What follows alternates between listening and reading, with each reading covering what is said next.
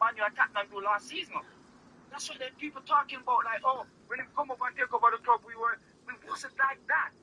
Yes, we were short for a couple of them because at the end of the day, people like me did not give Unai Emery the chance or the opportunity to make a team. Or we see what type of manager he is at Aston Villa. So we have to understand that Mikel Arteta get this money to spend. So at least, at minimum, then it shouldn't be a surprise. It's not like we give him a shoestring budget to go on and then he create a miracle and doing what he's doing now, and then we're going to say, boy, look what he's doing. We only have 50, 60 million to spend for a transfer window and he work miracle. No, that's not the case. He get money, he get this, and the biggest thing, he get the say in the club. And that's one of the problems. But I'm just going to say this. I don't know who's agree with me, but we can always, I'm an Arteta fan out from the get-go. I didn't want him. But another thing we have to understand, Arsenal football fraternity need to change the structure of the club, the way how we do club. We have to change. Are you looking for a loan? Did you know that you can still be approved even in correspondence? The club, the way how we do club. We have to change. That's nice. All right then. We have to change and we have to start be acting like our behave of our Real Madrid. And why I say that to say this. We have to start by playing what the club wants, not players that the manager needs. Because every time you buy a player for the manager, when the manager leaves, you have to rebuild. How much time we're going to rebuild? We're going to rebuild because manager give him 4 or 5 transfer window because this type of player is not his player. Start by what the club wants. So when a manager go, we don't have to say we have to rebuild. The manager can look at that's what we're doing now though. No. We are buying Mikel Arteta. I'm sorry, Mikel Arteta buying. You said that's what we're doing. I'm saying first, is that a Mikel Arteta? Yeah, that's what I'm saying. What I'm saying to you, Madueke, 52 million spent on him. That's a waste of money. Unless he prove us wrong. We don't know unless he's going to come and prove us wrong. But that's what I'm saying about. From what we see, from what Madueke do, there's nothing that he's done that Martinelli hasn't done. If you look on the stats, I don't like stats, but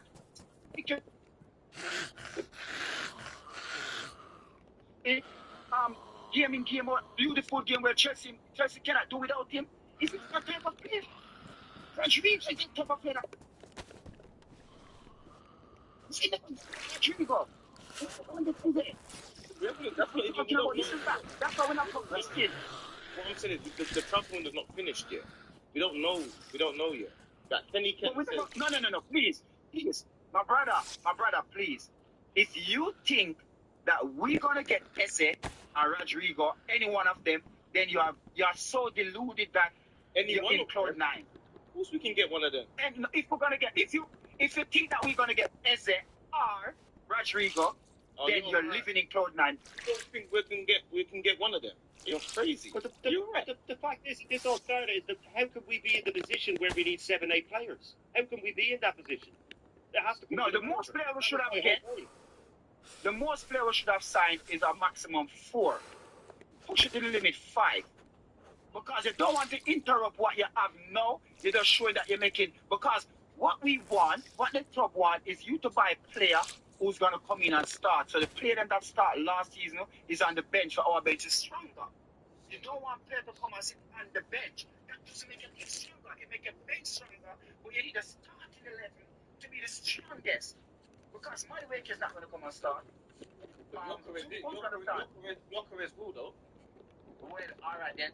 Do you want to bet me any money that it's going to be Kai Havertz who start at the first day of the season? You want to bet me?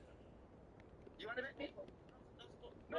Answer the question. You see, you like to put Mikel Arteta. Answer the question. Do you want to put a bet on it?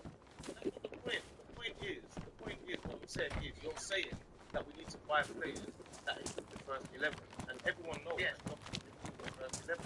But you're saying, is he going to start? That's the question. Do you believe? I'm not saying I don't know. I'm saying to you, you're asking. Okay then. So, alright, so you're gonna sign a player. You see what I'm talking about? We signed Gyökeres, and we don't even know that Gyökeres gonna start. Say that again. Okay, just gonna start. Say that again. Say that again. Hey, say that again. Sign Gyökeres. We signed Gyökeres, and now you're gonna say you don't even know if he's gonna start. That's what I'm saying. We signed Gyökeres. Everybody should have said 100% Gyökeres is the starting number 9. Not Pineapple. We can't say that. We cannot say that because we don't even know if Gyökeres. That's what I'm saying. Why are you doing this? Yeah, but that's what the point I'm making is all we can do at this point is sign players that we feel that we want. That's the most we can do, right? If we sign Gyökeres, you want Gyökeres. What do you think he's going to do? You think Gyökeres is going to be a bench player? What do you think is going to happen? What about the rest of the signing? Which one? What? Northgard is a bench player. Why did we sign the bench players if our first team wasn't good enough last season? Yeah, but all kind of 7 players. Okay, let me ask this question. When you say our first 11 wasn't good enough, yeah, we all agree that our first 11, apart from two spaces, which is striker and left winger, that's what we're all crying out for. So the first thing that he's done, he's gone and got a striker. And he's not No, that's the last thing you've done. Be clear. We just signed. We didn't even sign your first yet. So how about you know Gyökeres are signed? So that's the last thing you're going to do. See, our team is one of the best teams in the league. What are you talking about? No, it's just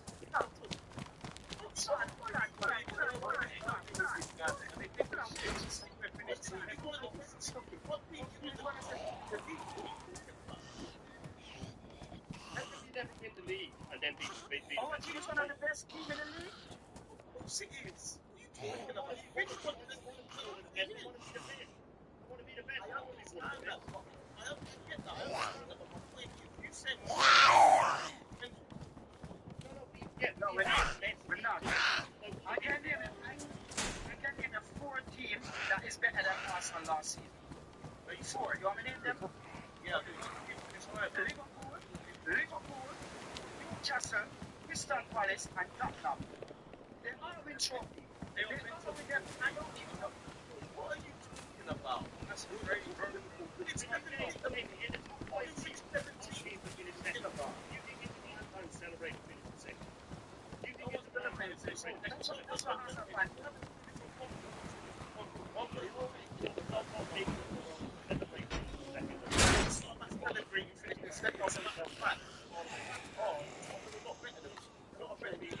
Why? Okay then, so in the competition that Arsenal enter, in the same competition apart from the Europa League, we are all competing for trophy, and if they come out here with that trophy,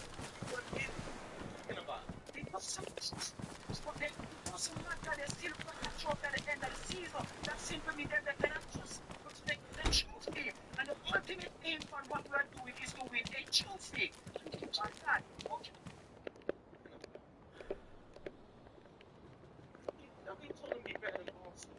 It's a crazy debate. My nephew plays for Oakhill Tigers. They won the trophy last season. They better than us. Ridiculous. No, I'm not hearing what they're saying in the league. Were they in the same league as Arsenal? Were they competing against Arsenal? Better than Arsenal. We've got to have a sensible conversation at the bare minimum. You know what I'm saying? We can't be saying I think the whole conversation is this manager going to be good enough no matter what signings we make? Whether we get Gyökeres, DayZ, and everything else. Is this manager going to be good enough to win us the Premiership or the Champions League? Me personally, and I've said it before, I've said it on my channel, he's done some great things, he's done some good things, but I just feel, like everything else in life, that you have to face the facts that you've done all that you can, you've done everything possible. It's just not good enough. And it was time to retire. Because I personally think we'll be back here again next season with the same conversation. yeah, that's fair. This guy is not going to win us the Premiership. This guy is not going to win us the Champions League. And you've got to get your head around it, no matter what plan we have. Yes, changes the way he plays, the way he sets up. And if you don't get that team around the offense to score goals, we are going to fall short again next season.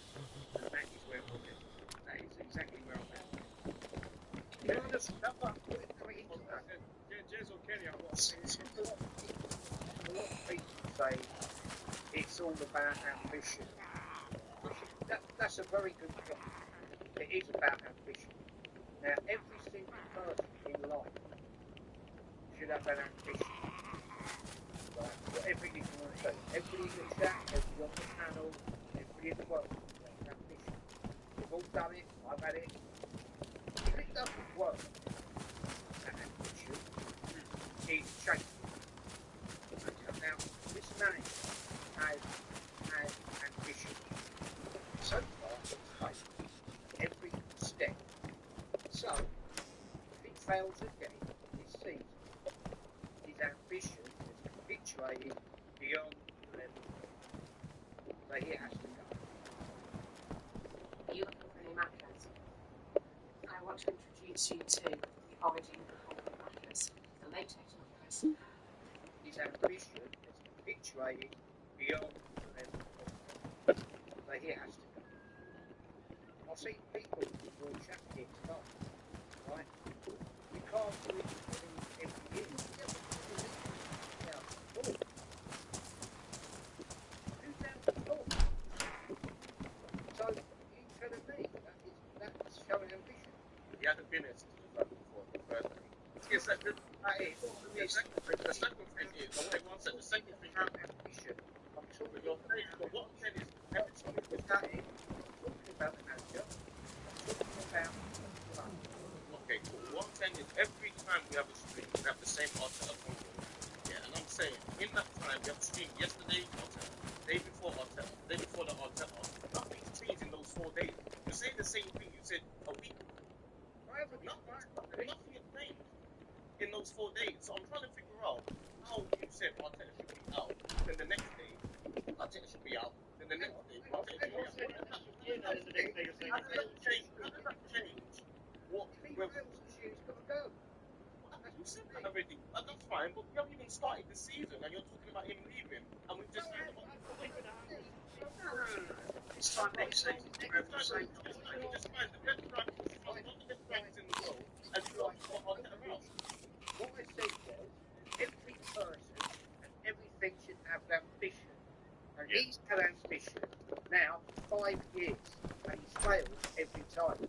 So his ambition this year is to win Premier League, Champions League, FA Cup, League Cup, and he failed, he has to go. That's what I said. I think that's fair. I think a lot of Arsenal fans are in that same bracket. Even people that want it, even people that like him, even people that think he's a good manager. I think he's a very, very good manager. It just hasn't worked out. Sometimes it doesn't click. You've got to move on. You've got to start. I don't want to say start fresh because it will be his squad, which is a shame. And then there'll be, how long a grace period does the next manager get? He gets 3 years, 5 years to then build his squad, get players out. That's a lot of the problem when giving a manager so long. When their fingerprints are all over a team, all over a squad, and then you get rid of him, what? You give it, like I said, you give him 5 years. Kenny, if he doesn't win anything next season, I think me and you are in the same boat. He's gone. Where do we start then with a rebuild? Does a new manager come in and we go, right, you get 2 seasons now, that we're going to set a limit. We tried with Arteta, we gave him 6 years, didn't work. We're now stuck with, I think, a very good squad. But then there is, like I said, there's going to be a grace period to start again and to rebuild. Where do we go? Say if the season it doesn't work, where do you then go and what's he have to do next season? Well, the thing about it is that you've got to realise it's a big club like Arsenal. You should embrace the pressure. The fact is, you should expect that, if we go without winning trophies, especially the league and the Champions League, then obviously it's jobs.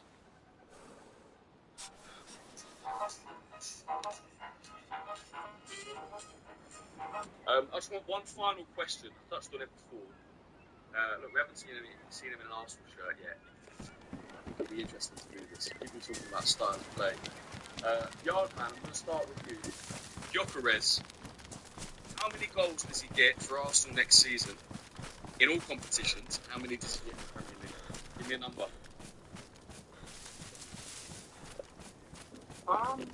If we all play and we like to, distribute the ball all over the country and defender, I can see easily Gyökeres can pick up at minimum anything over 15 in the Premier League all season. I can see about 25. But we could get more out of Gyökeres if we get a better player or we get a much better holy guard, somebody who know how to distribute. Because as much as everybody said it, I think CB said, I always said that a player like Cesc Fabregas, so no, he's not out here right now. We're not going to get a player, but we need a player who can pick a lock. And I don't see my captain, my number 10, holy guard. I don't see him as that type of player. I see him more like a player who can come on and manage the game when we're leading 1-0 or we're under the pressure. And he's that type of player. But to pick a lock is not the type. And a player like Gyökeres who like to play off the defender, we need a player who can look the left and pass the ball right. And you know that you know that your number 9 gonna run to the right because you're looking to the left, but you know your number 9 gonna go right, so the ball gonna go there. That's the type of chemistry we need. The 10 and the 9 to link up. And that's why I didn't want a player like Eze. But if we don't, then I said, I can see Gyökeres easily. Because of the way we play and the way our he play now up and right, I can see easily Premier League anything over 15 and 25 all competition. Okay. Just for context, Pete, before I'm going to go around, before I come to you. Erling Haaland in his first season was 36 in the league, 52 in all competitions. So I'm going to come to you next. Yeah, he get 20 plus in the league, and he'll get 30 plus in the comps if he plays every game. He's not barring injury. He was ball at an incredible rate. I think people are underestimating how many chances we create and how good a finishing he is. We'll find it easy, man. When you say 20 plus in the league, give me a number. 20, 25, between 25 and 30. Kenny? Yeah, definitely. I'm saying I think he'll get 15 goals in the league. I think he'll get about, in total, League Cup goals, 23 goals. We're not really getting that far in the FA Cup. He might sneak a couple in the League Cup. I think the Champions League, if he gets about 6 or 7 goals, that can take us pretty further in the competition, maybe a semi-final, maybe who knows a final. But I think you'll find more in the league. I just think it's not a bad thing if he gets 15 goals because I've expected Saka to contribute. For all we know, Saka might even still stay on the penalties. So, a lot of penalties and 15 league goals. That's competent level. Then we get more goals from Saka. There's phones on that thing. If Odegaard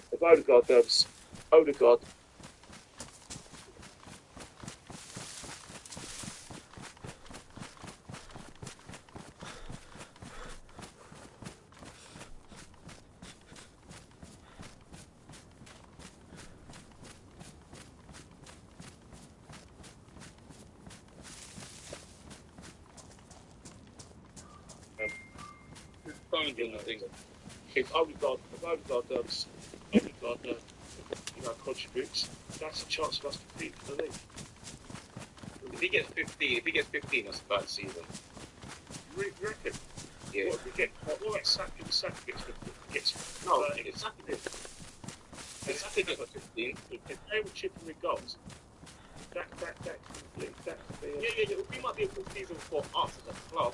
I mean, if they all chip in, but for Gyökeres personally, 15 Gyökeres 15 goals. You know when big clubs, he's not a big fish at Arsenal. He's the guy that we're looking to. But at Sporting, everything was, tactics was basically make sure this guy gets goals. We're not sure whether our technique should be consistent. We're not consistent. 15 goals, maybe 15 or 16 is about right. That's the same as Havertz. That's not good enough. Yeah, but I'm about that different league. We've got 12 or something, didn't he? Yeah, but you've got to be realistic. One, the way we play, not underestimate this really good team. That's the thing. I'm not gonna. If he gets 30 goals, I'm laughing. I don't think he will. You'll get 20 goals.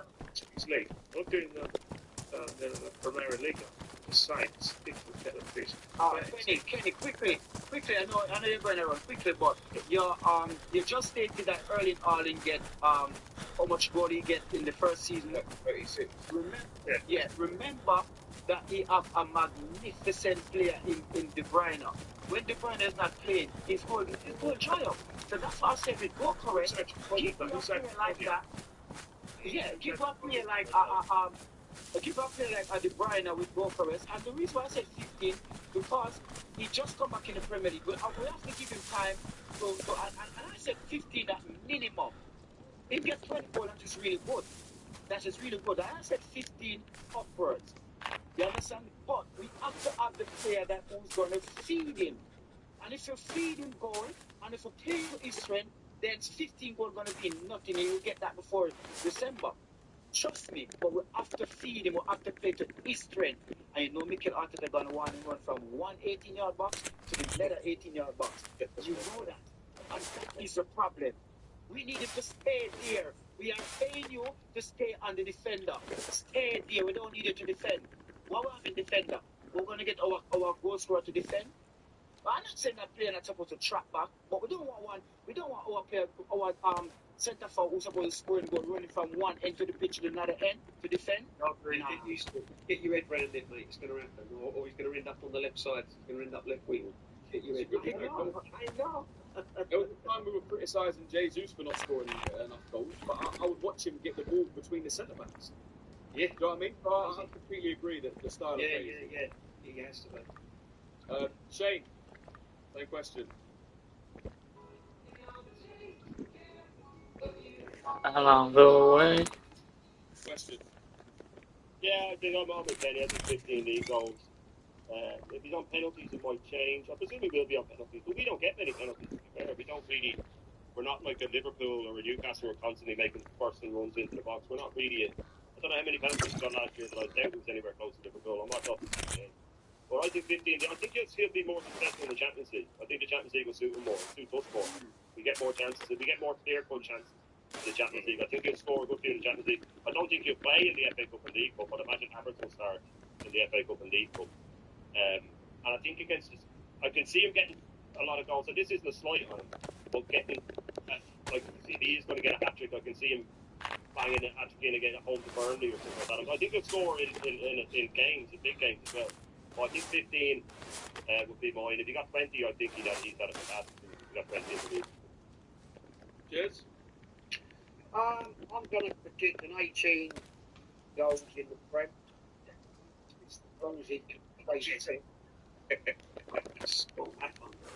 And I reckon in other spots, I tend to agree with you, Shane. I don't think we're seeing too much in the league FA Cups, unless of injuries, of course.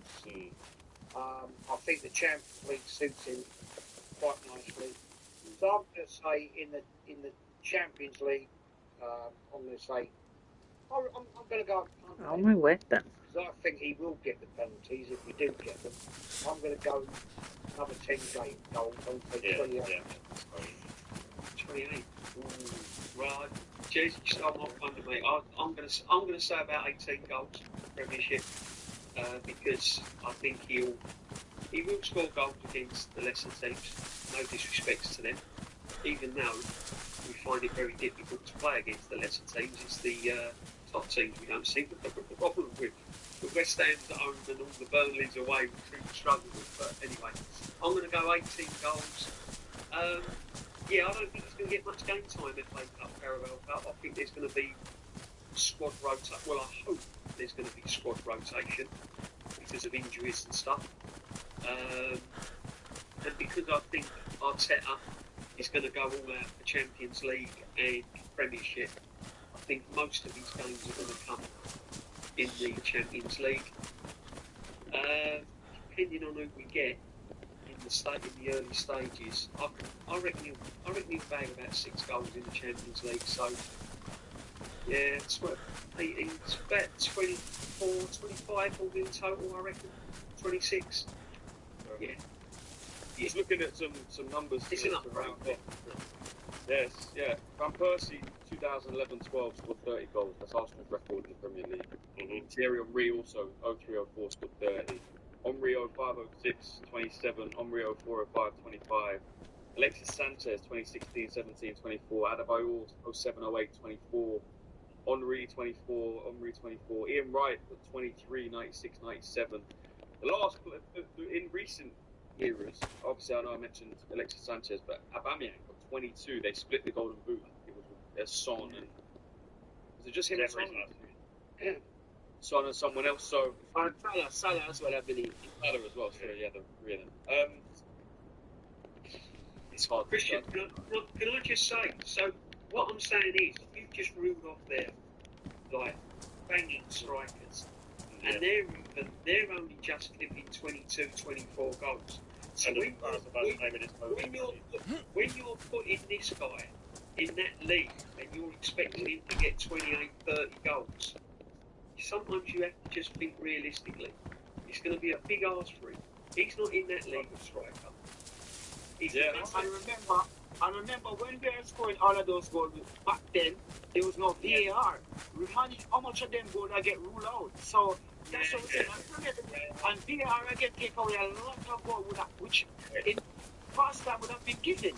So this is why I said, and I say it again, and I will forever say, give we and I hope and pray, because he's our captain, he's going to be the number 10 for us in Holy God, and I hope and pray he give us a magnificent season, because without he doing that, we're going to struggle, because we need players to put the ball. And then again, sometimes I say 15 goals. Well, look, we see Martinelli last season get 8 to 9 goals. Saka will get the 8 to 9 to 10 as well. And we naturally, if Tigerberg is getting 12, 13, then Goldberg is supposed to be getting 20. But let's wait and see. Let's wait and see. See, Yard man, you forgot about Marino, mate. Marino came in Martinelli got 15. So you see what I'm saying? Marino can come again and score, and look what Marino do. And then we have to big up Mikel Marino for what he done.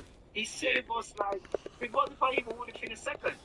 You understand? And I hope Mikel Arteta repay him back this season. I hope he repay him back and give him game time. I'm going to finish it up. I'm going to go 23 league goals. I'm going to go for 31 total. 32 total. 23 in the league. Well, I don't think you get too many minutes. I don't think you get too many minutes in the Carabao and the FA Cup after the run.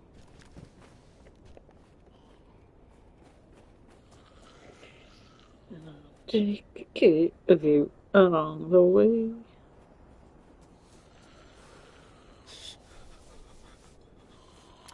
Go on, Sam. I don't know, just to say that the fact that I don't know why anyone's not questioning, people are questioning, but why more people are questioning that this guy's been given 6 new players and we're saying we need more.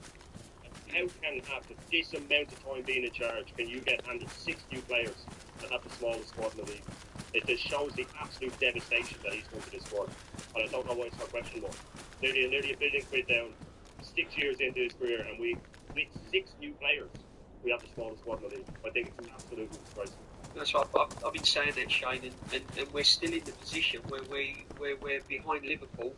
And when you ask anyone, can we win the league? People are still turning around and saying, well, I don't think we've got quite enough to win the league. We're challenged. I don't think we've got enough to win the league. And I get frustrated that we're still in this position all these years down the line, and all that money spent. So I'm in the position now where these are your talks. This is the money you've had. These are the players you've got. You now need to show us that you are this top manager. It's literally the boys in this court now this season. That's where I'm. God knows I do think, but I get both of your points. I completely understand. Gyökeres fought tooth and nail, right, to join Arsenal. Oh yeah. It's been reported over the past few weeks the only team he wanted to join was Arsenal. Yeah. Who's the man responsible for that? It's Mikel Arteta. Declan Rice wanted to join Arsenal. Man City wanted to sign him. Bayern wanted to sign him. Wanted to join Arsenal to make out what Mikel Arteta is building and has built. We have been City. Zubimendi. One second, let me finish. Zubimendi, right? Big teams around Europe. Liverpool tried to sign. Argue all you want, mate. These are players that are sought after by some of the biggest teams in Europe. And they're joining a project. And some of our fans doing a joke, right? Saying a joke to a lot of the top players in Europe, right? They're seeing what's building here. They want to be part of it. Jokeres was off more money. Why do we have to pay them so much? Why do we have average players on massive wage? Why is the change on 150 grand a week? That's not the argument. Completely changing the argument. That's why they came. That's why they came. So they don't come here. Nobody comes to a club that the Mikel Arteta mate. There's no top player that comes to a club that the Mikel Arteta. If Jokeres wanted more money, he would smash Manchester United, which were a bigger club, and he would have got taken. Different. They didn't have the money to do it. They wanted him. Of course they wanted him.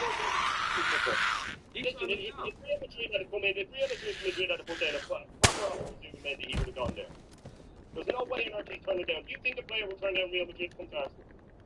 Do you really think that a Spanish player... I didn't say Real Madrid. I never said Real Madrid. Who has business to Mendy then? You said big things. Barcelona wanted him. They didn't bid for him. You said we can earn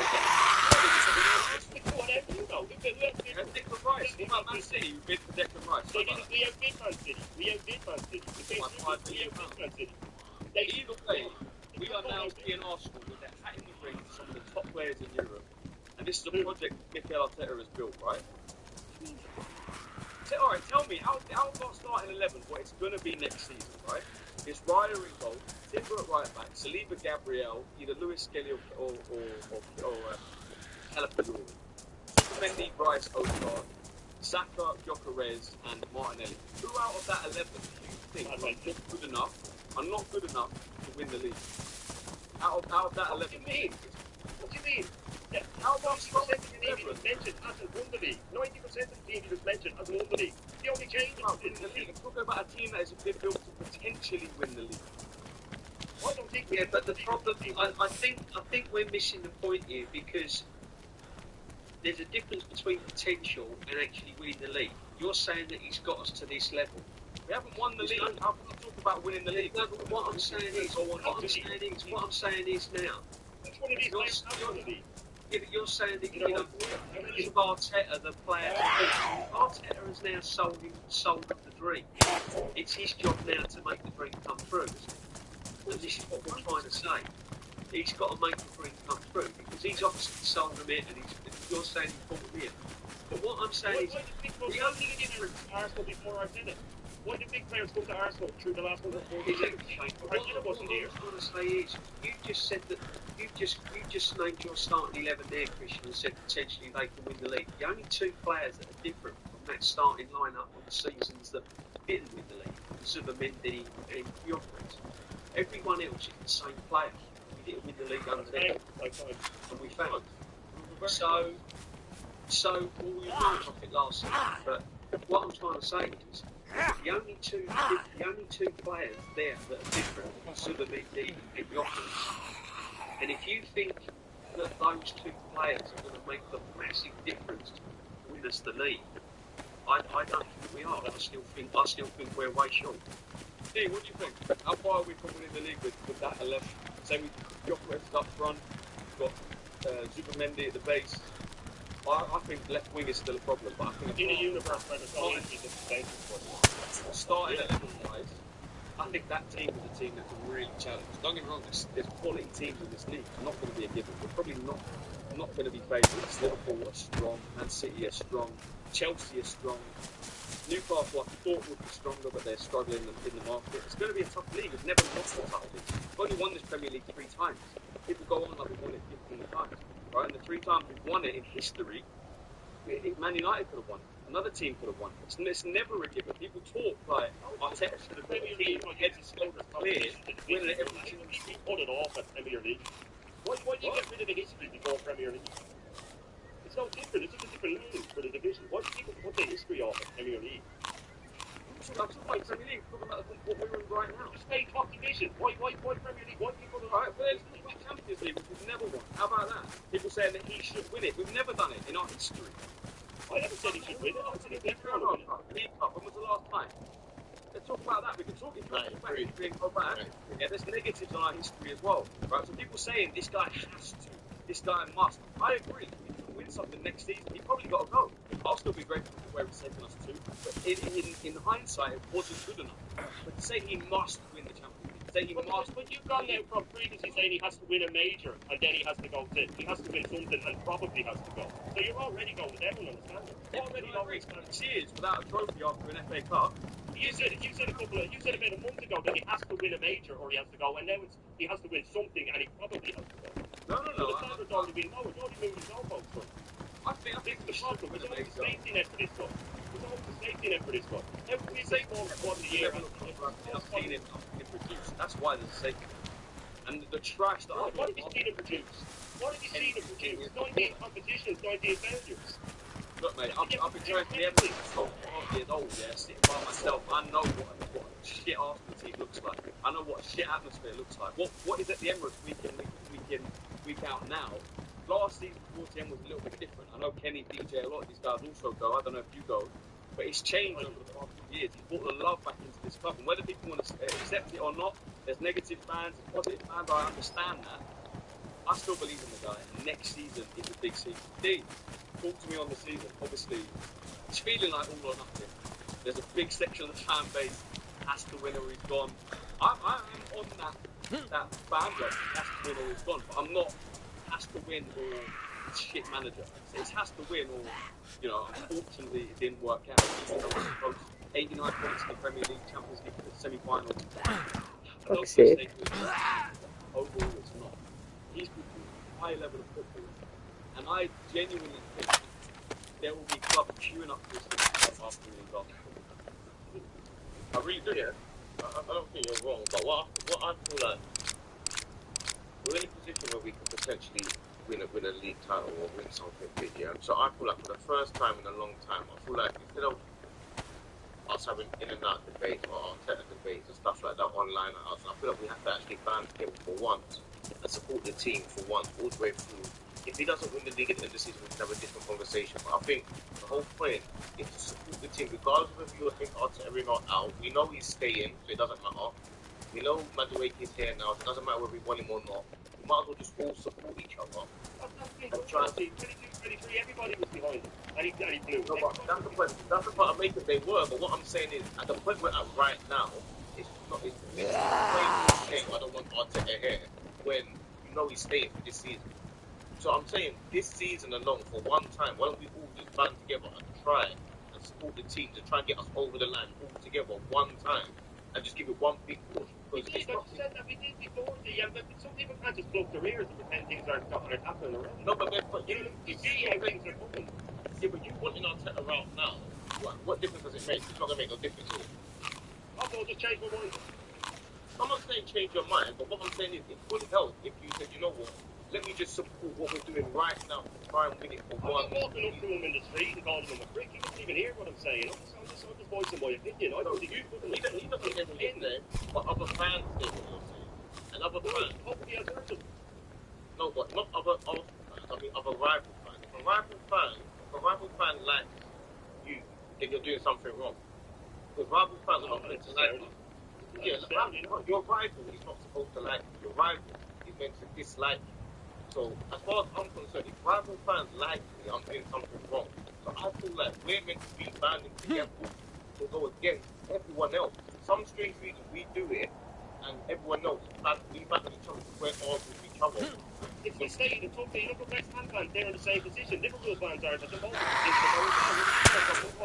And when fans are arguing, it makes it a problem. Yeah, but my point is, what's it right? At the point we're in right this second, right now, what we can do is try and rectify the wrongs that have happened in the past. So the wrongs that you've made, you put players on the big wages that you shouldn't have, you call others you shouldn't have, you call certain players and Jews and all these guys, you've made a mistake. The only thing you can do right now is rectify it. So the only rectifying that we can do now, we can try and say, you know what, Yokohama makes sense. That's what we want to do. Okay, Madueke doesn't make sense, but we know potential squad depth, it can work. Ruben Mendy had to get part. Everyone's complaining about parties going, but we know there's a reason. It makes sense for him to leave because of what happened in the long part in the past. So now we've got Ruben Mendy, it makes sense. nor got the case, not ideal, but it makes sense. We need some backup players and stuff like that. So all that we can do is rectify the wrongs that we've done in the past. We know that there's different. We know that. But what more can we do apart from potentially getting Eze, getting Jokeres, getting those players from now? You know what I'm saying? What more can we do at this point? That if we have to spend more money on getting Eze and someone else, that 8 new players the guy needs. I'm talking about what the disaster that is created. How can he need 8 new players to even still have the smallest squad in the league? Can you not see how there have been issues in the past. That's what I'm saying. That the last three like Havertz was a big problem. 285 a week, big problem. Jesus on 260 doesn't. Jesus on 260 a week, and he hasn't performed, and he's injured all the time. Big problem. I get that. These things happen. But what I'm saying is the point we're at this point right now, before the season starts, we all know we could potentially win the league. You know what I'm saying? We all know that. We all know what next year. Well, but you have hope that, you know what, I don't think we're getting top 4. You are, Yard man, are you there? You don't think we're getting top 4, Chin? I don't think we're getting top 4. That's my opinion. I honestly don't think we're getting top 4. Even with Jokeres and Eze. Yeah, I think Christian named the first 11 there, right? He named the first 11. But take away any one of those players and we get massively weaker. And the injuries we had last season, there's going to be a huge carryover from them now. A huge carryover. Skipper's going to be in and out of the team. White will be in and out of the team. Gabriel's coming back from a great tree hamstring. He'll be 6 months out. If he could go out again. Rice has so much fun and he's going to have to do double zooming. All the injuries, people just think it's going to stop just because the season ended. You know what I mean? All the same problems are there. Why have we got to the point that we're not getting top 4 when we? Because I just think Chelsea have grown. They were catching. If last season had gone on for say another 3-4 weeks, the way we were stumbling over the line, the way Chelsea and Newcastle were catching up, we would have finished behind them. And this is a continuation. Newcastle with Champions League and not finding But we didn't finish behind them, 1, and 2, we signed one of the striker that we all wanted, one of them. Chelsea have signed as well. Chelsea have signed a lot of players. But we finished above Chelsea. And they've won 2 competitions. They've got that feeling. They've won. Well, we couldn't win them. We weren't in those competitions. So that's the first time. Anyway, because they involved semi-finals. This is my point. It doesn't matter. We've had 19 chances to win competitions. But we wasn't in it, so we can't. We've had 19 chances, Steve. We've had 19 competitions that we haven't won. I'm talking about you saying we're finishing outside the top 4, which is basically. That's my opinion. I just see that's the way it's going. That's the way I see it. I see next season going. I don't think Saliba wants to be here. I think there's a lot of issues that are going to carry over that don't just go away. I think the injuries are going to be bad again next season. Jokeres has to settle. Subamendi has to hit the ground running. If he has a bad first few games, we have a rotten. We're playing teams in the first 6 games. We have 2 of the teams best in the world at the high press.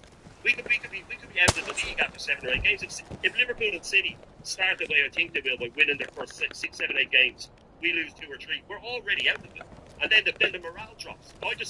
This is what I see happen. I see a continuation of last season, and it's just my opinion. The thing is, if I get proved wrong, that means we qualify for the Champions League, or it means we did better than I thought. All well and good. I'm just going. I just feel that we are going to really, really struggle next season. I just see it as a carryover, and you see it all the time when the manager is at the last of his tenure, and everything just starts to fall apart. And that's all I see next season. I don't think you're saying it on the point that no matter what he does, he can't do anything right. Because what I'm saying to you, the point where I think everything's falling apart. Yeah, but I think the squad's so thin.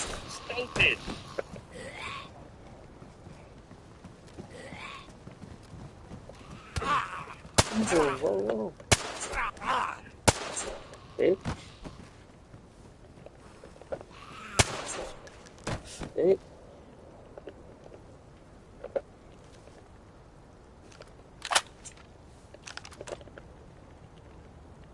Some stuff to fix now.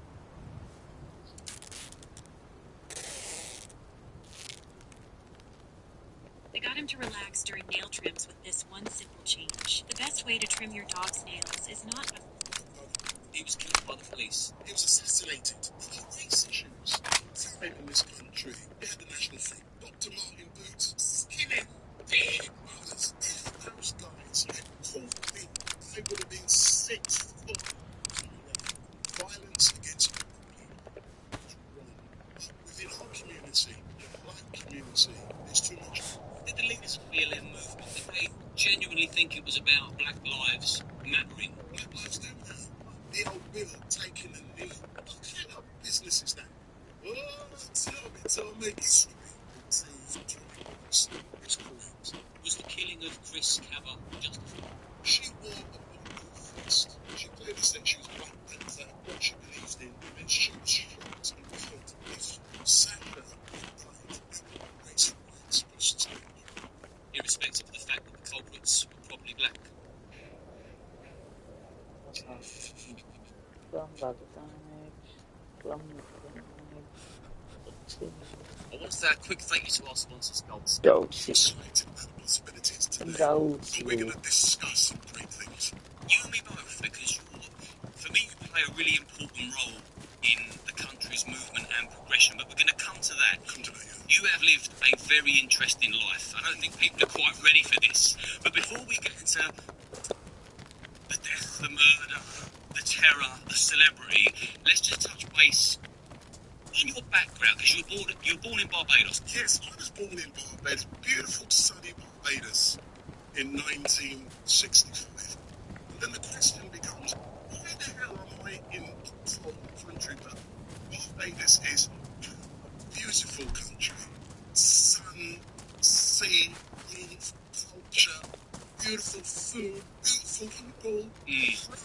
It is so brilliant to be in Barbados, but unfortunately, this is the thing, unfortunately, when I was born in Barbados in 1965, it's like everything else. You know, like sometimes a man and a woman, they meet each other, they have a little bit of fun, and then 9 months later, someone pops out. That was what happened with me, unfortunately. Yeah, but fortunately, that's what happened with me. And my father then, he emigrated to England. And I was in Barbados with my mum. And I was there with, I had other brothers and sisters as well. But roughly around 1973, things were changing and things were getting really difficult in Barbados, especially for a single mum. So what then happened, during the interim period, my father, he got married and his wife could not have any children. So they sent for me from Barbados to come to live here in England. And I arrived on the 16th of November 1973. I lived in Tokyo, and it was freezing cold. I come to live with a family who I had never known before, and the culture had changed tremendously for me from being in a beautiful hot country, sunny, to being in a cold, freezing cold England at 8 years old. The first place I lived was in Tottenham. I lived Tilson Road, which is just around the corner from the Tottenham football ground. What's that? So I lived there, and I went to the same school as our great Foreign Secretary David Langley. So, you know, I grew up there. But when I arrived in Enfield in 1976, this was in the middle.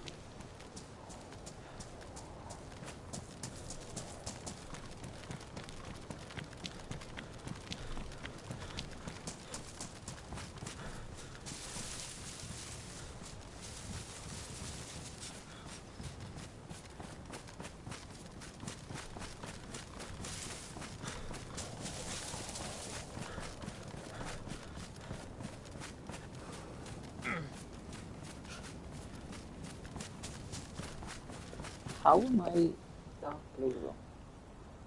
Lizard maybe.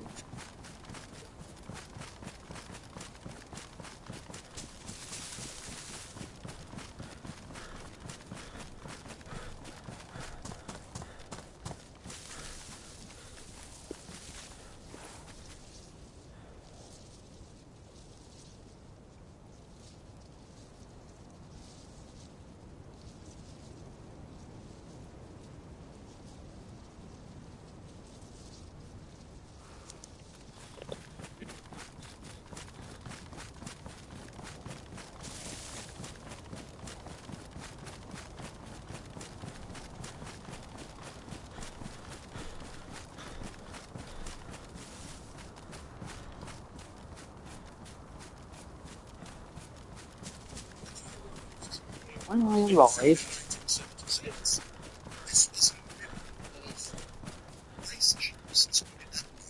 We were in Enfield when we arrived there. It was the first black families to live in freezing water where we had to. And there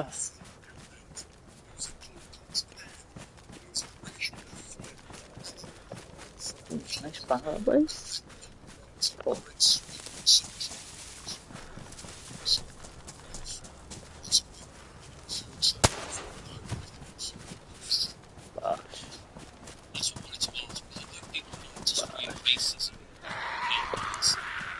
Sorry, zombie. Bash. Especially, I can imagine. And I know that the NF think that that's no nonsense, but yeah. So was you on the receiving end of such hostility?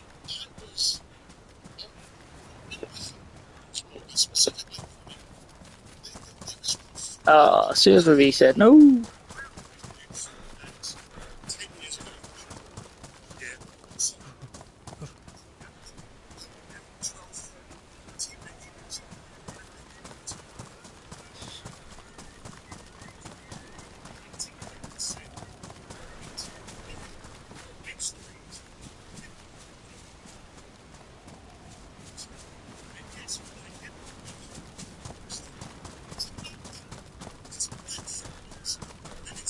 It's a black man, boys.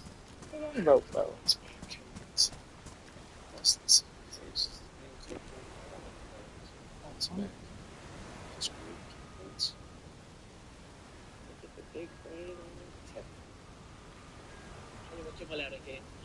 to the Athletic FC podcast. As demonstrated in the Champions League this week, Victor Gyökeres is European. Oh, coming to me. So after failing to break through at Brighton, Gyökeres finally, are you ready? Afternoon, boss. Thumbs up. Afternoon, sweated. Afternoon, boss. Afternoon. You've written about your first fresh from his hat-trick against Manchester City.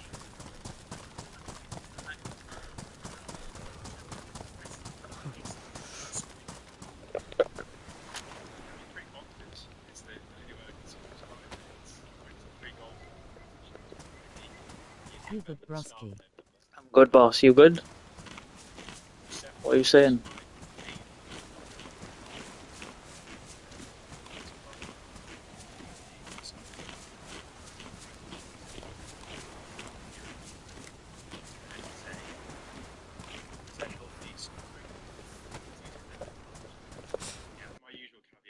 Fucking server reset. No.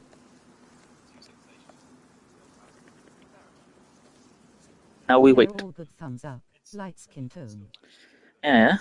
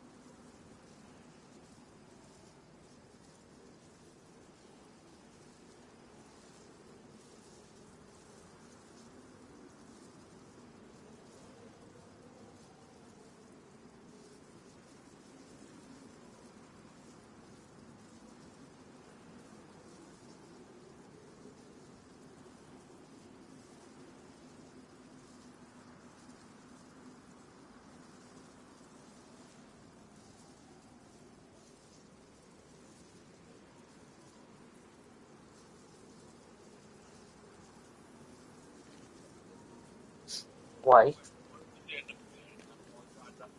They don't like shoulder and standstill attention.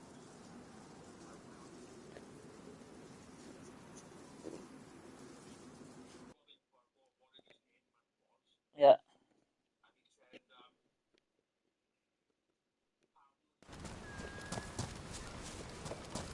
Have no fear, Moise is here.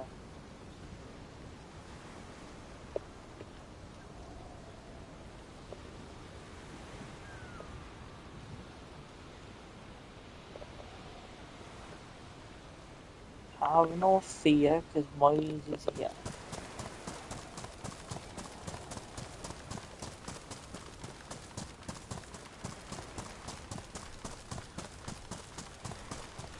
Well, it's like I said.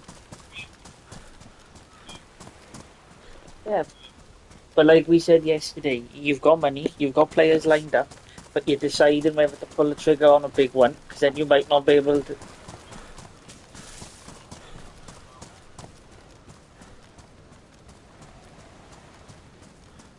Thing is, if you would have signed a right winger today, you'd be happy, but then you'd be sitting there going, yeah, but we need a left back and a right back. You'll fill them all, man. Clubs are not stupid these days, are they? They're not.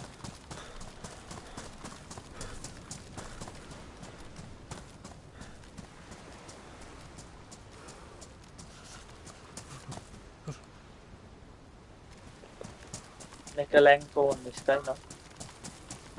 And this guy, no.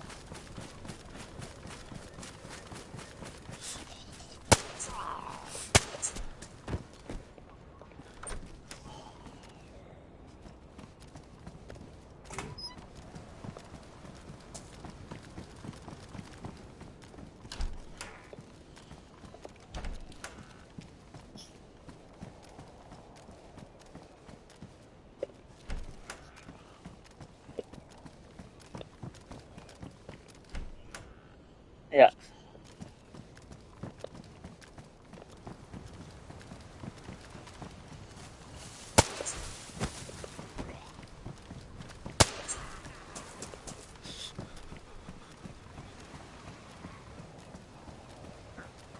Getting on to again.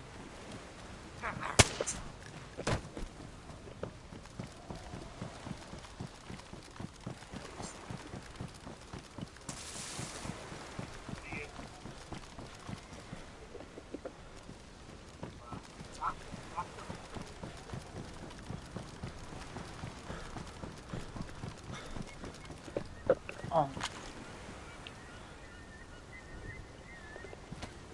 Well, that's one down, 5 to go.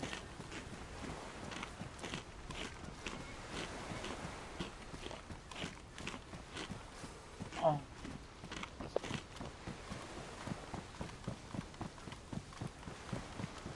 Yeah, you don't know about it. Yeah, exactly, man. You'd probably know if he was interested in a 40, 50 million pound player, because that's how football works. But when it's 10, 15, maybe even 20, you might not know about it. I remember getting up one morning, right? Never even been linked with Matt Ryan before, ever. I remember waking up for work about 7:30 one day when I lived in the old house. And I see on Twitter that he'd signed Matt Ryan. I was like, what? I've never even been linked with him before. Because it was cheap, no one gives a fuck, see? But obviously, if you were interested in someone like Kubo and you're going to pay 40, you're probably going to hear about that one beforehand, you know, because it's a lot of money and people want to get the scoop. When it's a couple of million, like that one, yeah, you probably wouldn't have heard of him before.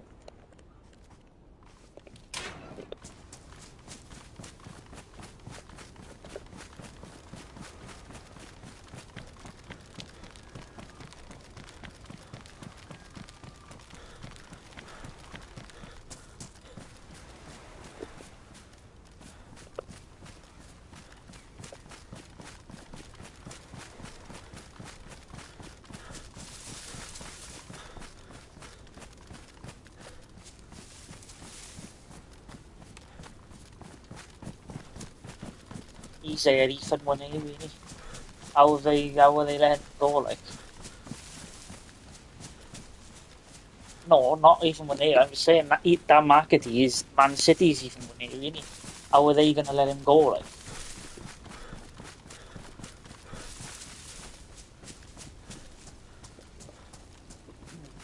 We We've got another one, right?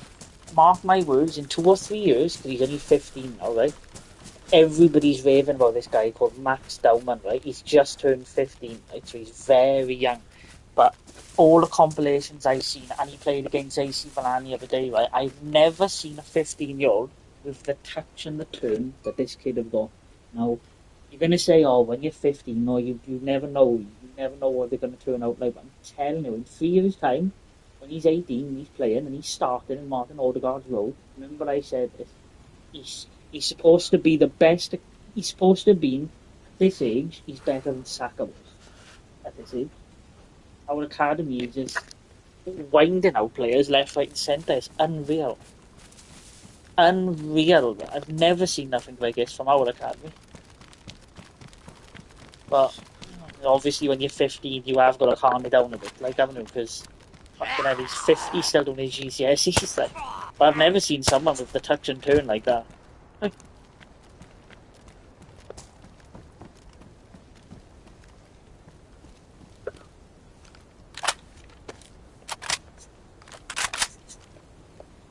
well, Rooney was the last one to come through and wasn't a dud.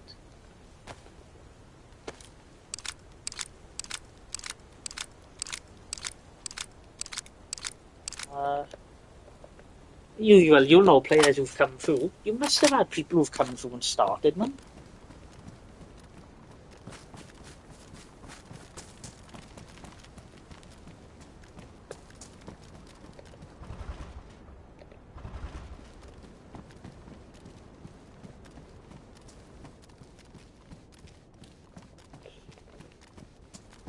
Yeah, I suppose.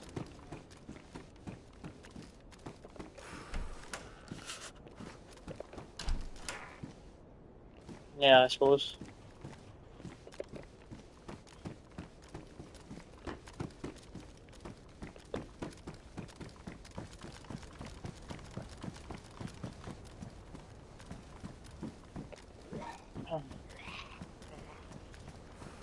Well, the last player that come through and had the hype like that and done well out of all the clubs is Wayne Rooney. You don't think Phil Foden? Oh, you mean finish it? Oh, yeah. I was going to say.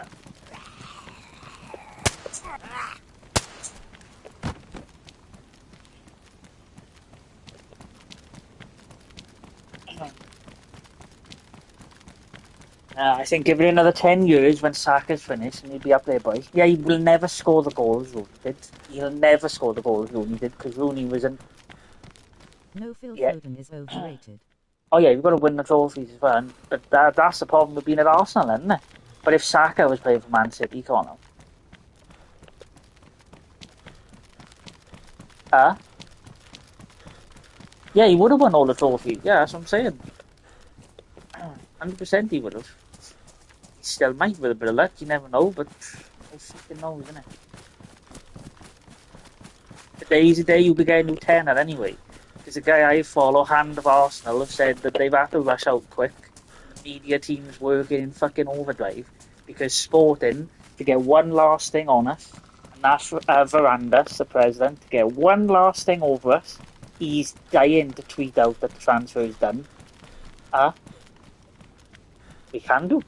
But that's what they're saying, is we're rushing it out today so we can time it the same as theirs. Because otherwise, there's no point them putting it out to their fans. Transfer is done, all complete, this is the money we got. Now we've got to wait another 3-4 days. That's just stupid, isn't it? That's just, why would you do that? That's just stupid. So just to get one more up, and do you know what? They will release it before we do. They'll probably put it out like 4 o'clock this afternoon, and we won't do it till 5 or something. Just to get one more over us, little bastard. I suppose. I'll take that. What I think is funny is people having all the discussions all over Twitter. How many goals is he going to score, right? Now, let's not go overboard, man. People are saying, I reckon he'll get 20, I reckon he'll get 20 to 25. It's like, let's see how he does first. I know he's very, very good. I'm convinced he's going to bang. I'm convinced. But you don't know, you don't know, man. What if he does come in and only get 10? What if he comes in, right, and Arteta still fancies Havertz, which I think he is. I honestly think he's going to still play Havertz, man.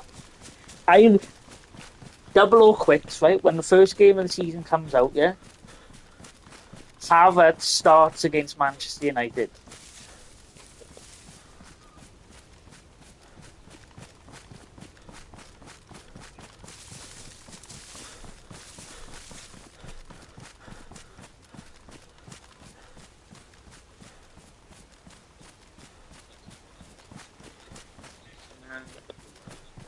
Yeah. I hope so, grinning, squinting face.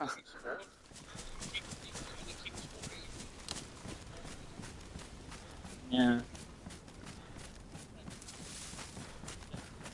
Have his chance, Matt, where we see him play and he scores the first couple of goals, you'll be amazed how different we look with a fucking proper striker, man. None of this Kai Havertz false nine nonsense. I'm so done with it. I don't mind Havertz coming off the bench. I don't know if he's still going to be the starter most of the season and Gyökeres coming off the bench. I'm going to be pissed.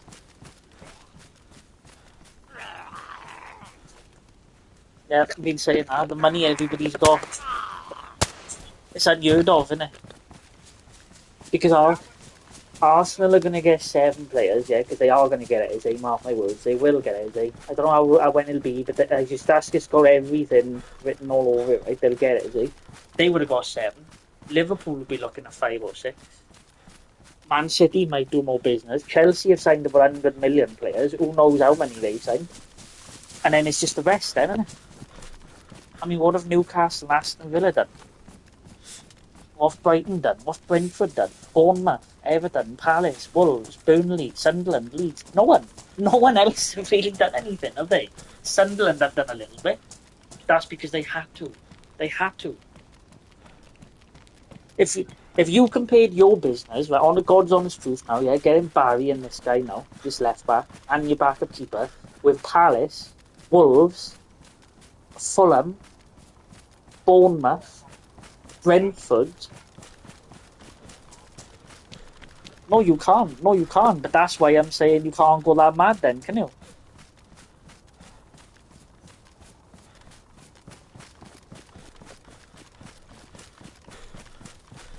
Newcastle and Villa have to sell. That's crazy with FFG.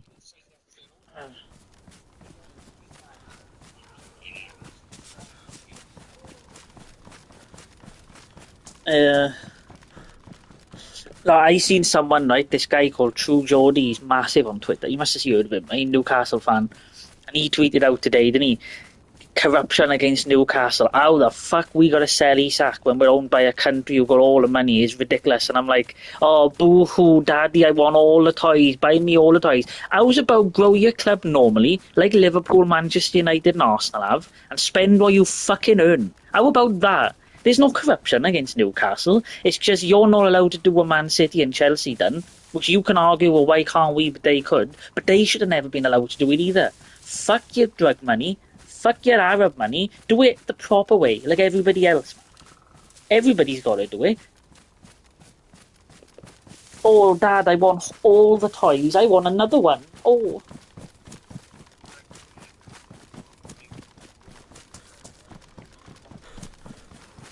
Yeah, but then the way to counter that, like I've always said, is you put a rule in place and you go that every summer each Premier League club can spend 250, whatever the price is, whatever it is.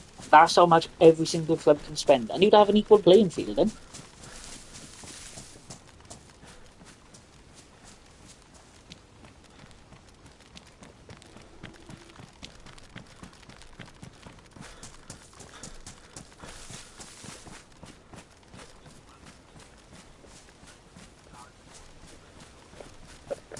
Yeah, that's facts. Build the club. ...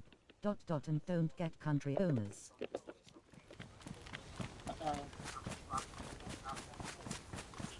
But it's not. I know, but I don't think it is about protecting the top 4. Know what it's about? It's about you shouldn't be allowed as a football club to win the lottery. What? Because Newcastle got chosen. What? They get to leave Everton behind. They get to leave Brentford behind. They get to leave everybody behind now because they won. It's one of those where, you know, when it's your club and you're owned by the Saudi Arabians, you think, why are we not allowed to spend? It's ridiculous. When it's not your club, You think, well, why should they be allowed to? It should have always been in place.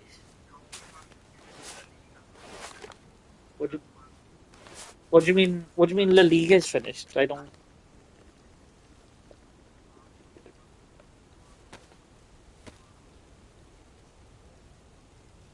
Nobody can compare to them. Somebody did come into La Liga, Saudi Arabians, and buy everything, and it still didn't work. Do you know who done that? Can you name the club who owned a La Liga team, who bought all the players, spent all the money? They bought Isco, they bought Santi Cazorla, they bought all the players, and they still didn't get close. It was Malaga. Yeah, they bought all the players, and they still didn't get close. It's just... if it's your club, you're happy to be owned by the Saudi Arabians. When it's against your club and you're going up against the Saudi Arabians, yeah. They have now, yeah. Now they've had 100% ownership. They have, yeah. Yeah.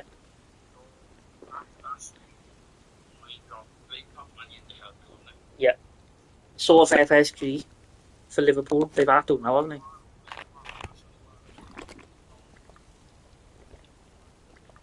And they got Van Nistelrooy, then went bust, owners pulled out. Yeah, but but you say Arsenal and Liverpool have pumped money in by their owners. Yeah, but we've still done it in a fair play way, just like everybody else can. No one's cheated. Arsenal haven't cheated with the Cronkies. Because if we haven't done it in a fair play way, well, how comes we ain't done the PSR restrictions then? How comes we haven't had fines? And we're nowhere near close. They done a fucking Swiss Ramble who does all the accounts put out on Twitter the other day. I told her the other day we could buy Alexander Isak and still not hit PSR. Because last summer, yeah, everybody thinks Arsenal always spend money. Last summer we made a profit. We didn't spend a penny. We brought money in last summer.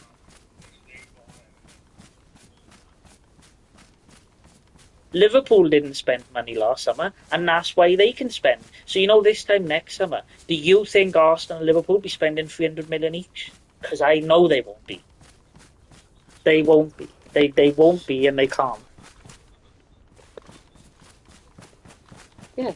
The Champions League is the Super League.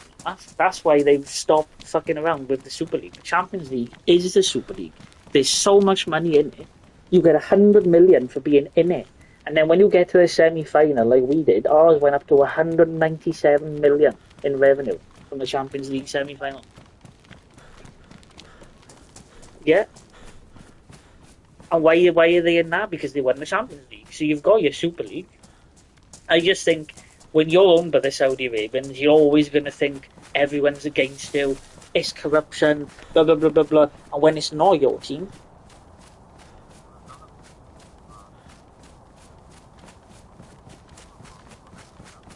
Is it for you? No way.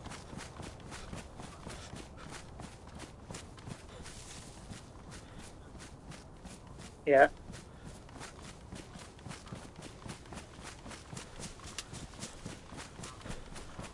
Oh, no way. Malik Fofana.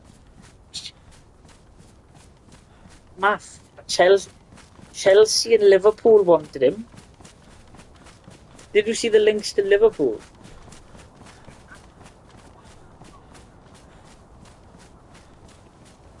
Oh, Chelsea and Liverpool wanted him, man. See the links to Liverpool earlier in the summer?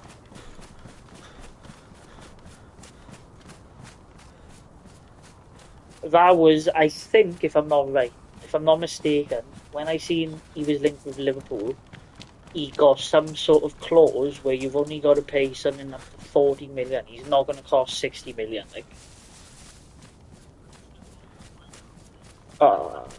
You must be excited with that one, though, if that one happened, though. Everybody wanted him, man. Bayern Munich were linked with him. Search, if you go on Romano's page, if you click the hourglass, the search thing, and type in Malik Fofana, you'll see all his other posts about Malik Fofana. And you can have a look at all the other... Yeah, he is a right winger. He plays on the left as well, but I think mainly plays on the right. Better than Kubo, for me, from what I've seen. I mean, there's a reason all those big clubs were linked.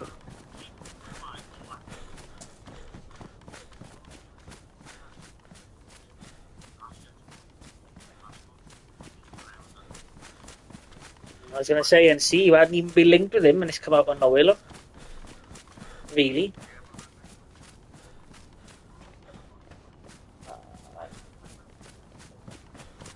No, it's advanced talks. No, it's advanced talks, though. There's difference in it.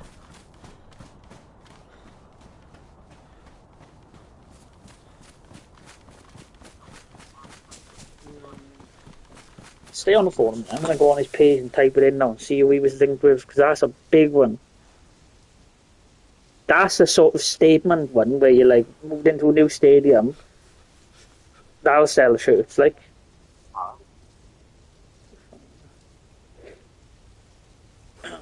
Back now. Official bid submitted and clubs now in direct talks. See, understand Bayern Munich and Napoli called to make a deal for him earlier. Malik Fofana, Bayern's plan B at winger if they can't get Diaz. There you are, that's what I mean.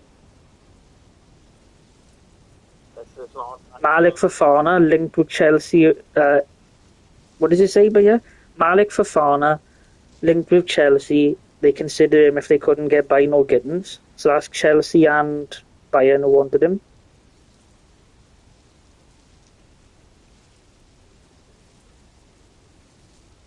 Yeah, that's a big one, that is. That is a big one. No, that is a big one.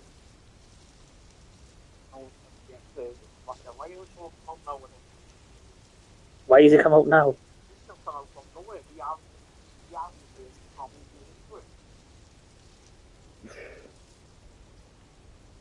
Yeah, look, Liverpool, Malik Fofana has been added to the shortlist.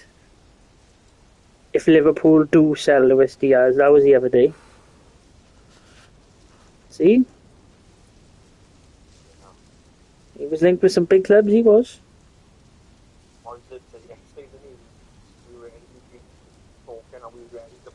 Yeah, but you know why? Yeah, but you know why that one's happening now, don't you?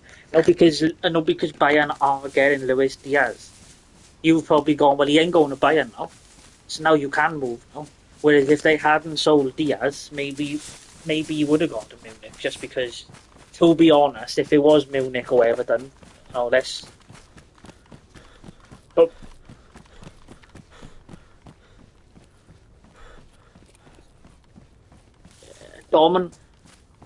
Domino's got to fall, haven't it? I think, and that's what's happened now. Bayern will get Diaz. Liverpool don't need Fofana to replace Diaz because they're probably going to try and get Isak. So all the dominoes are falling. Chelsea got Gittins. So now you are in a good position now, aren't you? Now you are in a good position. Who else can come in now? Who else that he's been linked to at least on from him can get him?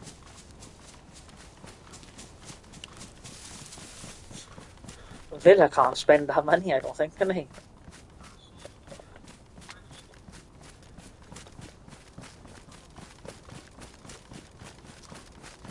By the end of the day, you'll probably hear a bit more, but that's a big one, fair play. But we put the tenner back on, shall we? We put the tenner back on, and I'll put it on to say it, like you get him. We'll be inbound reversal now. You're thinking you ain't getting him, and I was saying you are.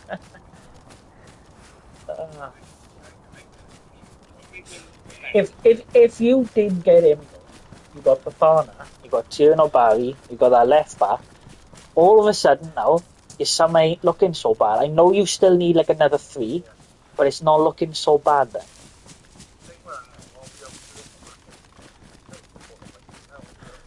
No, he's a midfielder. He's like a number 8 and number 10, and he plays both.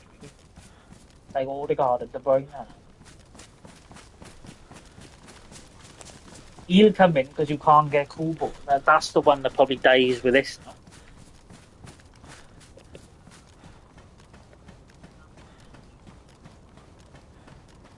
Yeah, Yeah, but that's the idea, isn't it? I said that yesterday. Now, you've got to get 1 or 2 over the line that makes everybody else score fucking hell. Yeah, I'll be part of that. That's how it works, man. I don't want to bring it back to Arsenal again. We're talking about Everton. What do you think we done with Declan Rice? We signed him, and then when we've gone for other players, it's gone, yeah, I'll go and play. I'll go and play there. 100%. I want to play with that. And then you snowball up from there, then.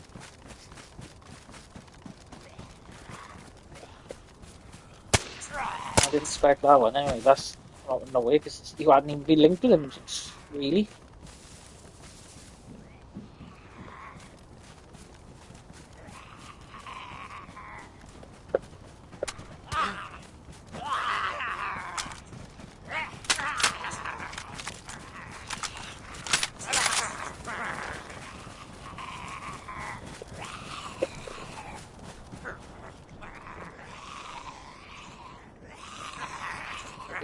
Yeah.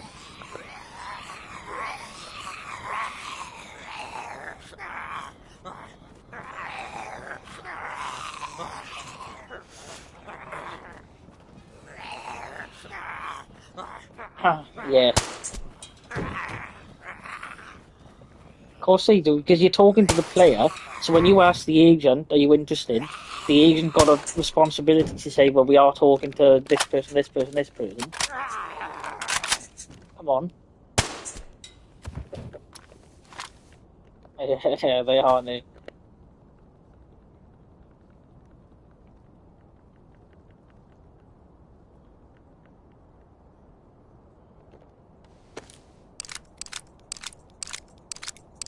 Not too awful. The main guy is Tuesday. It's not a shitty link, is it?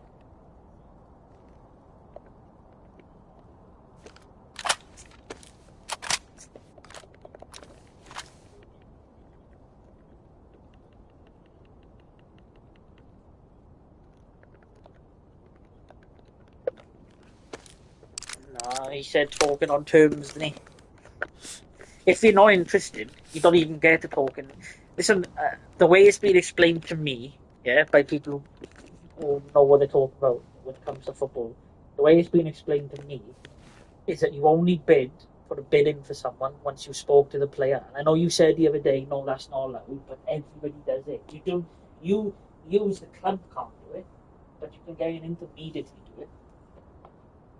And that's just the way it's been explained to me, is clubs do not bid. When do you ever see this, right, come up on Twitter from Ornstein or Romano, comes up and says, Everton have a bid accepted, player doesn't want to join. When does that ever... They talk to the player says, fuck off. When do you ever see that? You only bid when you've asked the agent, is he interested in coming? You might not have spoken about money, you might not have spoken about how much he's having, but you might have said, look, we're interested in your client. Any chance he'd be interested in a move? You are?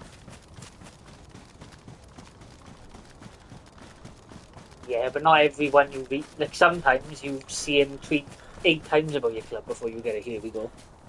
Look how long we had to wait for. Fucking hell, every day of an update without the here we go. Of course he is. He's the one you get told.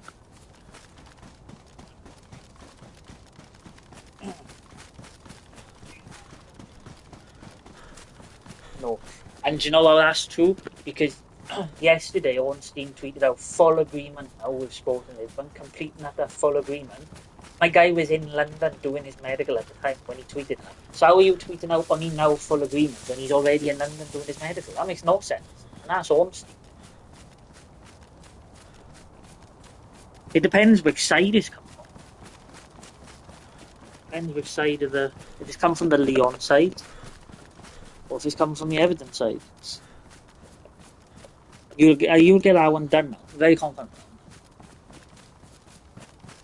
Because what isn't going to happen is a Nottingham Forest or something like that come in and take him off him. The only person who's coming in to take him now is a Bayern Munich and Napoli, maybe. Someone like if someone like that wanted him. That's the only thing. It's not going to be a Nottingham Forest or a Brighton now. You're past that.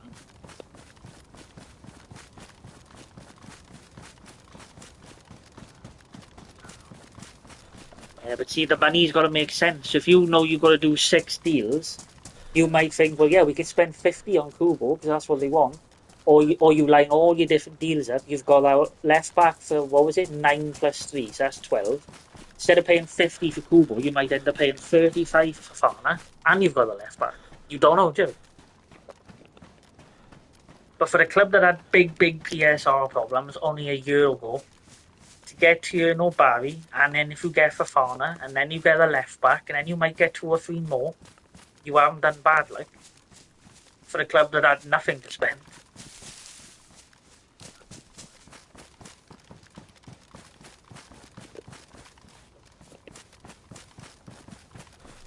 Yeah. Yeah.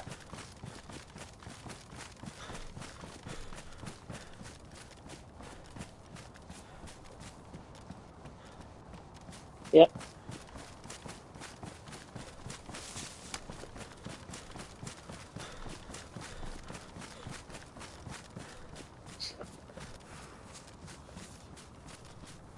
It's not bad, though. You can have Ndai on one side. I don't know, is he a winger though, Ndai? Does he play on the side or not? Imagine you have like Barry up front. After some time, you will. Yeah, Beto will start first, but you have Barry up front. You can have Fafana on one side, Ndai in behind, and then whoever on the left. That's not so bad. I still worry about your midfield. I still think you need a midfielder though, because Gueye, like, yeah, you've re-signed him or whatever, but as you do get older, you already know performances do drop as you get older. That's just life, innit? He's not going to be able to run around as much as he.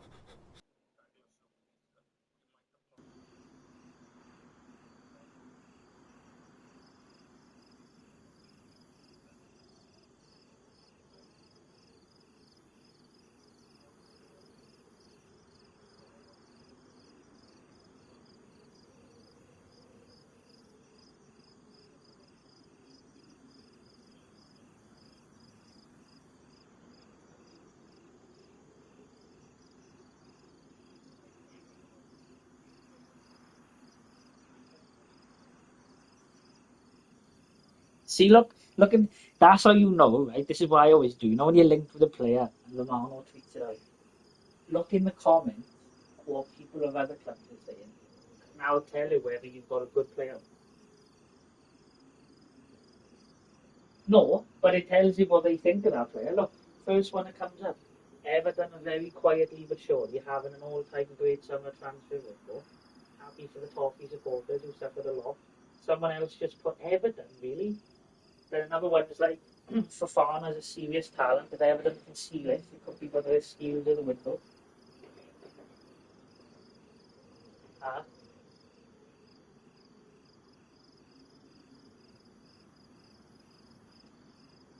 So, see, look, damn, how are they snatching this talent from the top club? Everton aren't just buying names, they're investing in potential. See? Someone said, excuse me, new stadium, new poll, maybe?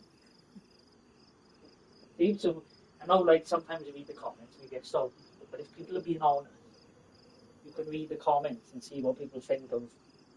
And that's just saying, sometimes it's nice to have a player where other people are like, really? He wants to go there. That tells me that's a very good player, isn't it? Don't look at it.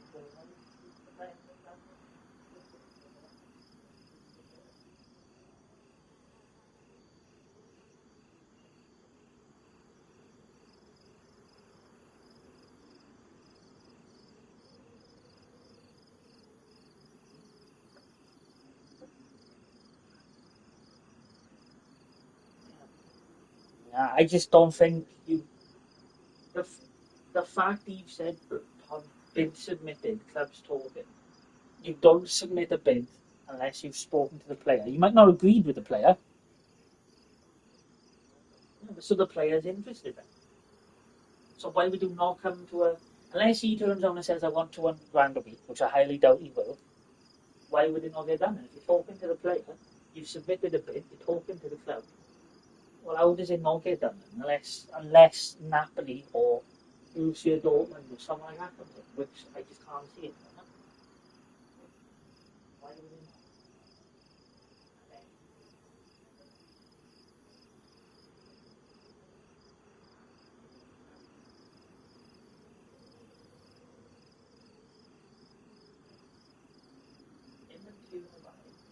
Very good signing. This left back might be, I don't know him myself, to be honest. But what you've done is you've lowered the age group massively. You've signed, how old was Barry? 20, 21? Fafana's about 21. This left back's 18. I mean, you're lowering the age gap. And then you're buying players that even if they don't work out, you can sell them in the future. I mean, what did Chelsea do with Renato Vega, a left back, right? They paid about 20 million for him. And because he's so young, now they're looking to sell him to Atletico Madrid for 40 million. How many games did he play? I never even seen him play for Chelsea.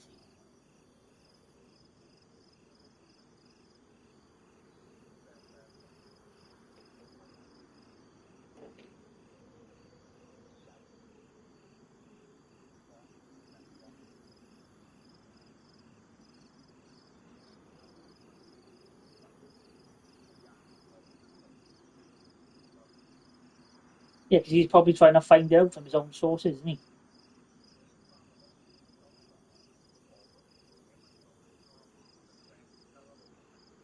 Exactly. Ah.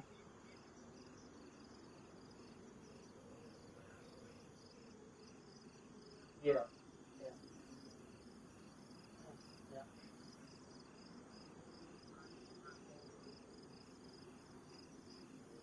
No, he's probably.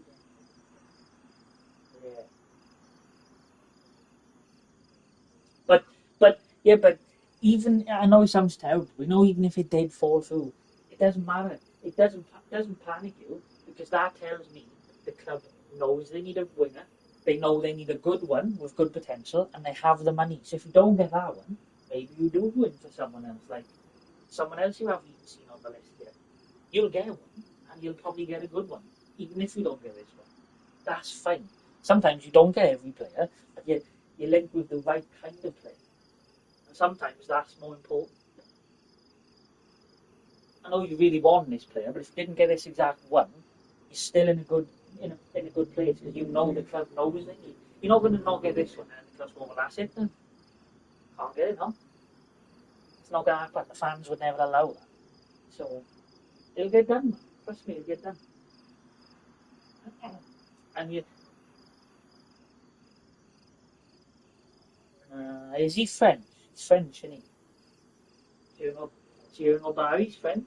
They're both young. They're both playing in a new stadium. They can both be the two new stars. What's the dislike there? And you're young enough, even if he goes in, he doesn't like it after 2 years, you just sell him and get your money back.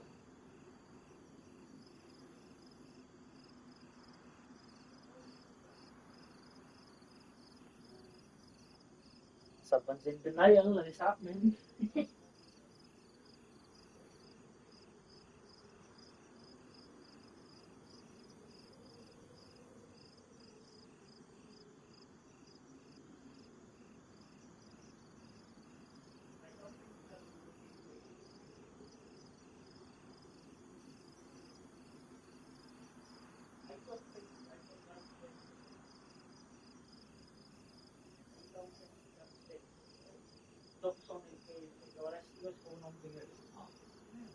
Everton want to sign this winger. Should we put a bid in? And if the club does do that, then they're stupid, isn't it?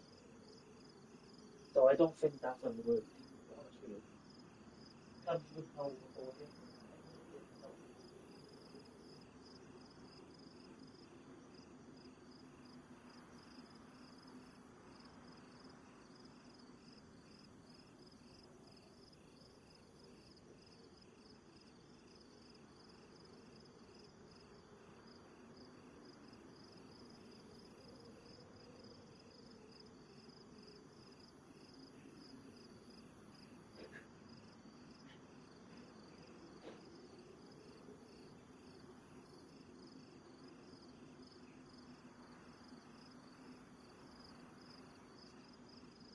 I'm putting my money on it. I'm putting my money on Fabrizio. I'm putting my money. I know he does get stuff wrong sometimes, and he does, but it is really, really rare, though, isn't it? It is really, really rare. Like, let's be honest. Usually, when he says stuff, it happens. But you do get the odd occasion that something doesn't happen, but I don't know.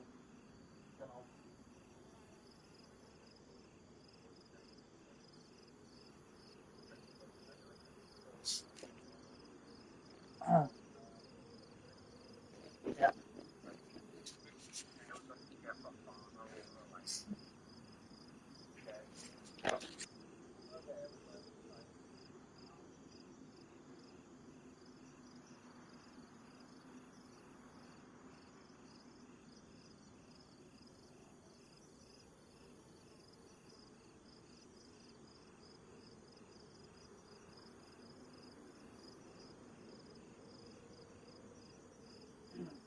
Ja, dat is Spurs het ook.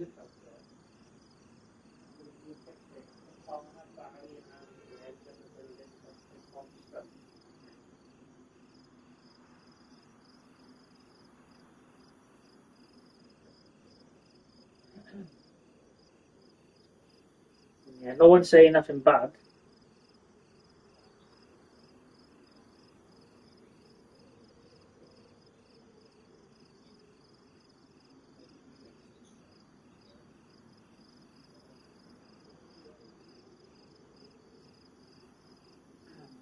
That's Sasha Tavaloev, or whatever his name is. He is a fraud, right? I can't stand him on Twitter. He gets loads wrong.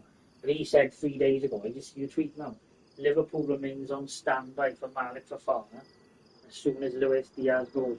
But obviously that was 3 days ago and it was from a fraud. But if it tells you Liverpool are interested, then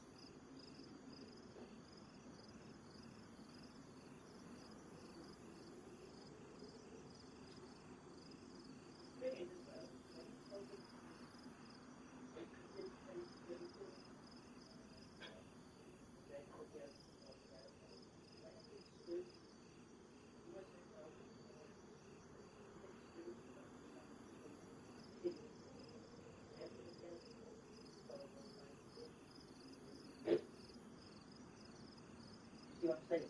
He tweeted out yesterday a picture of Jokeres on the plane. And people were going, well, how has he got that picture and no one else? And then he replied to someone and said, that's why it's called an exclusive, mate. It was sent to me. That's why I can post it, no one else can. So he's got exclusive. Someone has posted it.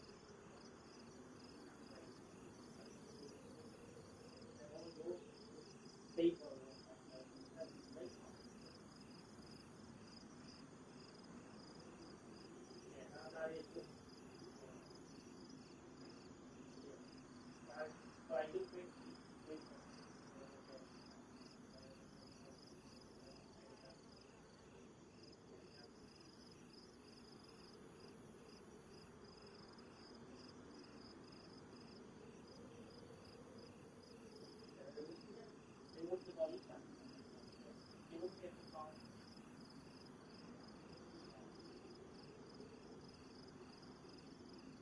maybe the plan was sell now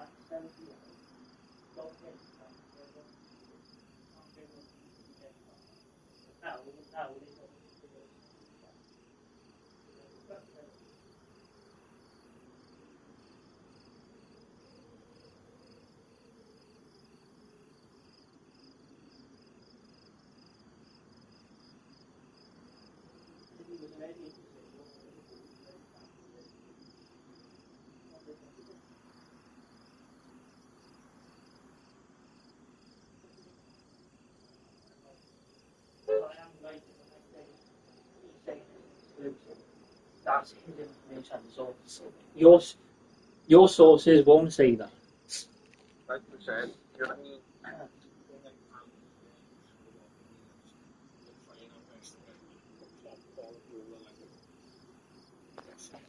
I am still here, still, boss. I'm just on the phone a minute.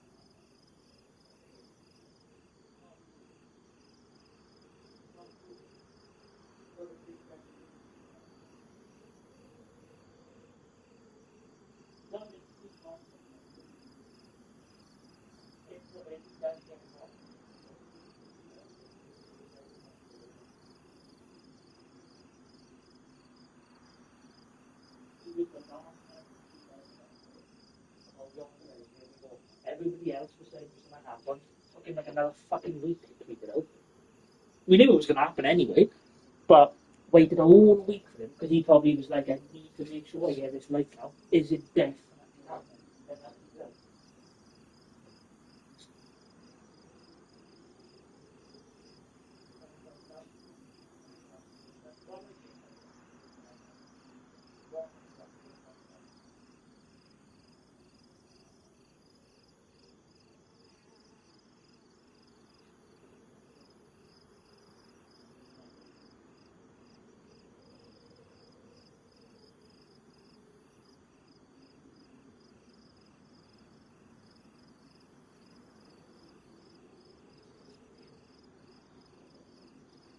it. What are we saying?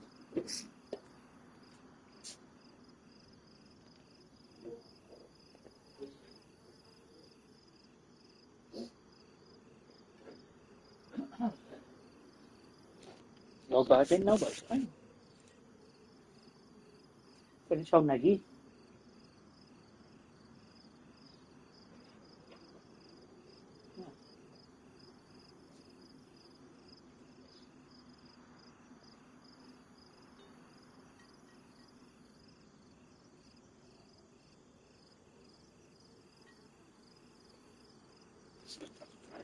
Let's change account actually, hold on.